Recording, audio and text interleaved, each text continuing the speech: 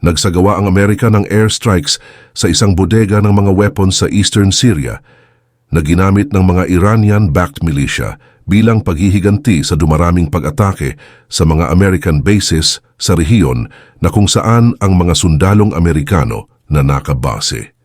Ito ay nangyari noong November 9 ayon sa Pentagon.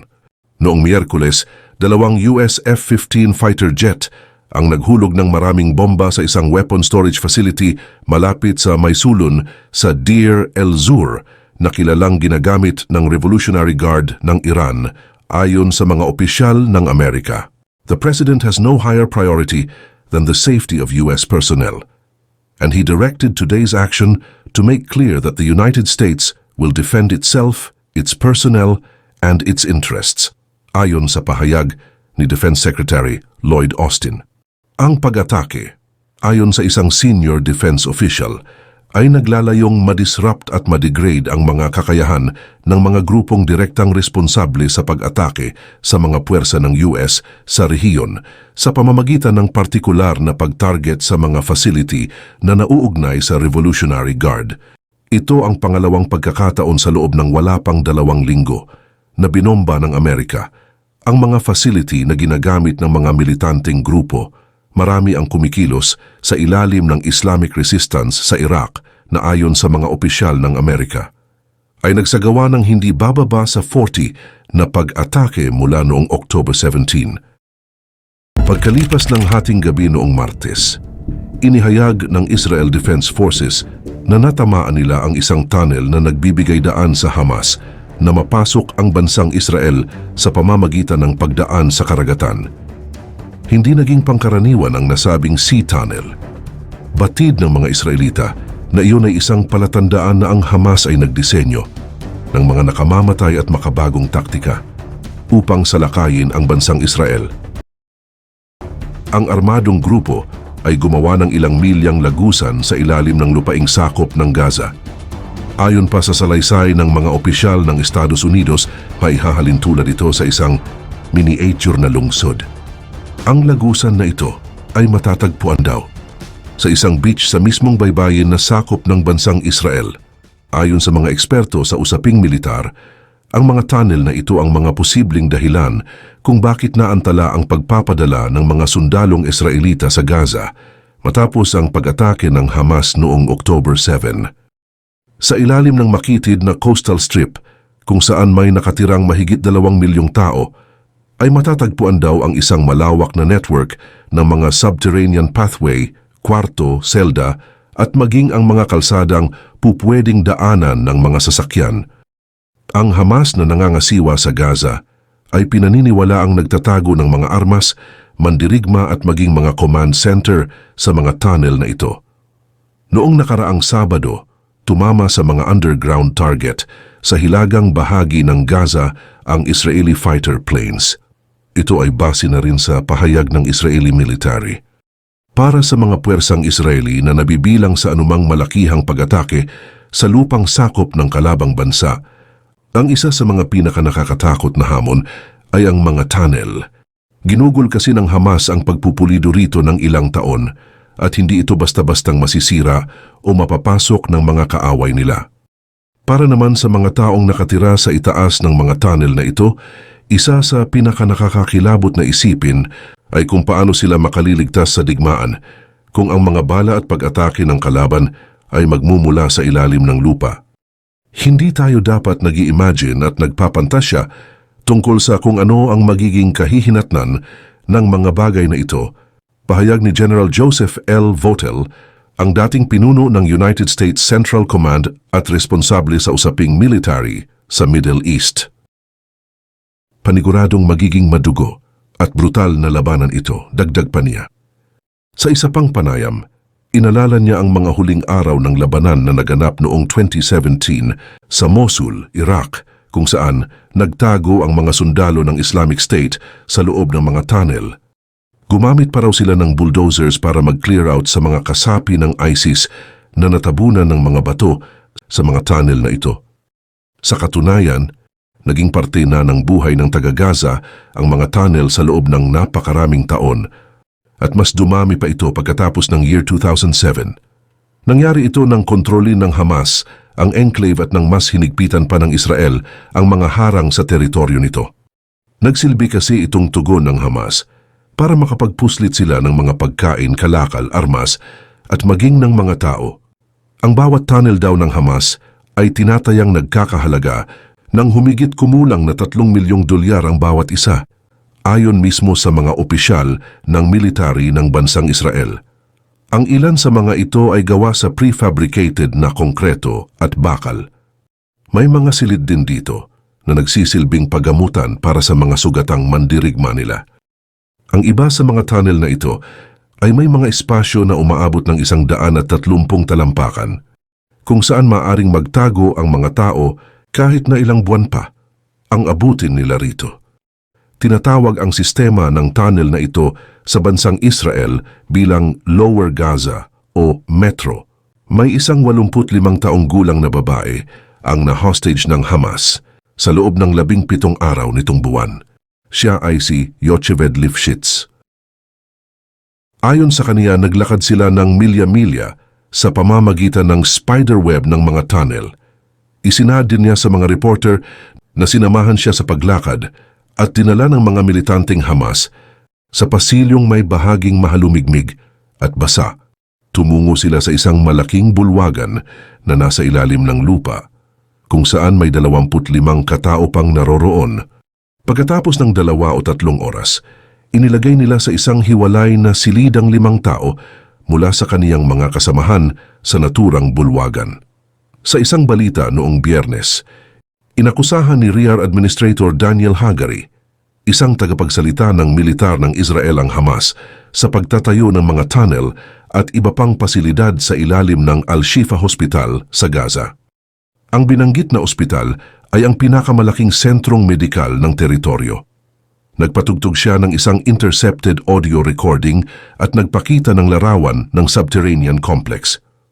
Bumisita naman si General Votel sa isang tunnel na malapit sa hangganan ng bansang Israel, kung saan ito ay kontrolado ng mga Hezbollah, isang Lebanese militia. Ayon sa kaniya, halos hindi siya makapaniwala sa pagsusumikap ng kasangkot sa paggawa ng nasabing tunnel. Dagdag pa niya, ang tunnel na iyon ay hindi lamang daw isang simpleng butas sa lupa, kung hindi, maituturing din na isang arkitektura kung saan konektado ang mga silid at ginawa talaga para hindi madaling masira kahit pa na may pag-atake sa ibabaw nito. Ayon sa isang propesor sa geology sa Bar-Ilan University na si Joel Roskin, habang pinalawak daw ng Hamas ang sistema ng tunnel nila sa ilalim ng lupa, itinatago rin nila ang mga lagusan nito sa mga bahay at iba pang maliliit na istrukturang malapit sa hangganan ng teritoryo ng Egypt. Ang nasabing tunnel ang siyang nagbibigay daan para maipuslit nila ang mga kalakal na mula naman sa bansang nabanggit. Ang tunnel na iyon daw ay umaabot na hanggang sa boundary ng Israel sa bandang Hilaga. Isang dekada na ang nakalipas nang subukang sirain ng Egypt ang mga tunnel na nasa mga hangganan nito. Tinapunan nila ng mga dumi ang ilan sa mga lagusan at pinatag din nila ang mga bahay na siyang nagsisilbing sekretong daanan ng mga tunnel na ito, sabi pa ni Roskin. Dagdag pa niya, hindi madaling makita ng mga Israelita ang mga aktibidad sa loob ng tunnel na malapit sa hangganan ng Egypt. Marami rin ang mga network ng tunnel na nagtatapos sa Northern Sinai, ngunit bihirang pinahintulutan ng Egyptian government ang Israeli researchers o government officials na bisitahin ang lugar na ito. Bunsod nito, hindi malinaw kung ilang cross-border tunnel pa ang natitira sa bahaging iyon. Noong Oktubre 14, naglabas ang Hamas ng isang video. Nagpapakita ito ng isang grupo ng mga mandirigmang lumalabas sa mga tunnel at nagsagawa ng kunwaring pag-atake sa mga tangke ng Israel. Sa saliw ng musika ng larong Call of Duty, kinaladkad ng mga mandirigmang ito ang mga kunwari bilanggong taga-Israel na kinuha nila sa mga tangke. Itinapon nila ang mga ito sa tunnel ng nauuna ang ulo. Pagkatapos nito, tuluyan din silang nagpadausdos paibaba sa naturang lagusan. Ito ang naghihintay sa iyo kapag pumasok kayo sa Gaza. Katagang maririnig sa video sa bandang katapusan nito. Salaysay pa ng isang dalubhasa sa pakikidigma sa tunnel na si Daphne Richmond Barak. Malakas ang kutob niyang walang Israeli military ang totoong nakakaalam kung gaano kahaba ang mga tunnel na ginawa ng Hamas. Nag-estima rin ang ibang analyst na abot daw iyon sa higit 100 milya. Subalit ayon kay Yahya Sinwar, pinuno ng isang grupo sa Gaza, noong 2021 daw ay aabot na sa 310 milya ang mga tunnel doon. Sa katunayan nga nitong 2018 lamang, sinira ng Israel Defense Forces ang isang tunnel na mahigit 1 milya ang haba. Ang ilan sa mga tunnel na ito ay itinayo gamit ang mechanical na kagamitan sa paghuhukay. Ang mga tunnel namang pinaniniwalaan na ginagamit ng Hamas bilang launchpad para sa mga pag-atake sa Israel ay mano-mano nilang hinukay o kung hindi man, ginamitan nila ng mga pala. Sa paraang ito ay hindi kaagad mapaghahalataan ang kung anumang plano nila. Mabuhangin kasi ang lupain doon kaya hindi sila nahirapan sa paggawa ng mga tunnel kahit pa na hindi sila gumamit ng kung anong makabagong kagamitan. Kadalasan daw, ayon sa sabi ng mga eksperto, ang mga lagusan na dinadaanan ng mga mandirigma ng Hamas ay humigit kumulang 6.5 talampakan ang taas at may 3 talampakan ang lapad. Isang malaking hamon talaga sa depensa ng mga Israeli Defense Forces ang ganong hakbang ng mga Hamas, saad ni Ms. Richmond Barak. Iniiwasan na rin ng mga taga-Israel ang magpadala ng mga tao para pasukin ang tunnel, lalo na kapag naglilinis sila ng mga kalat na naiwan ng gera at kapag sinisigurado nilang walang mga kalaban sa loob nito. Ang Hamas kasi ang may gawa ng tunnel at hindi malabong may mga booby trap doon na nakaabang sa kanila. Ayon pa kay Colonel Amir Olo, hindi rin sila dapat aasa sa kanilang kutob kapag booby traps na ang pinag-uusapan. Si Colonel Olo ay dating commander ng Elite Combat Engineering Unit na kilala bilang Yahalom. Ito ang siyang namamahala sa pagbuwag ng mga tunnel at bahagi siya ng protective edge ng Israel noong 2014. Ang layunin nito ay sirain ang sistema ng tunnel sa Gaza sa loob ng 2 linggong pagsalakay sa lupa na nasa mismong ibabaw nito. Ang booby traps ay mga bomba na posibleng matrigger ng malayuan o pwedeng sumabog kapag may nasaging tripwire ang isang tao. Noong 2013 nga, may 6 na sundalong Israeli ang nasugatan at ang isa ay nabulag. Sumabog kasi ang isang booby trap habang sinubukan nilang ipasok ang isang kamera sa isang tunnel ng Hamas.